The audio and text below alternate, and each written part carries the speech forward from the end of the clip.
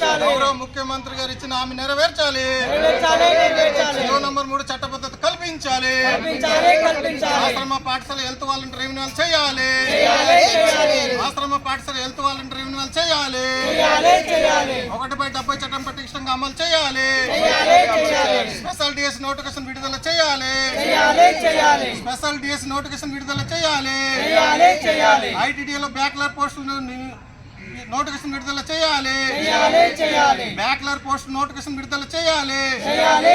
Job calendar విడుదల చేయాలి. జై కాంగ్రెస్. రాహుల్ గాంధీ గారి నాయకత్వం, శర్మిలారెడ్డి గారి నాయకత్వం, శర్మిలారెడ్డి గారి నాయకత్వం, శాంతకుమారి గారి నాయకత్వం. జీవో నంబర్ 3 చట్టబద్ధత కల్పించాలి.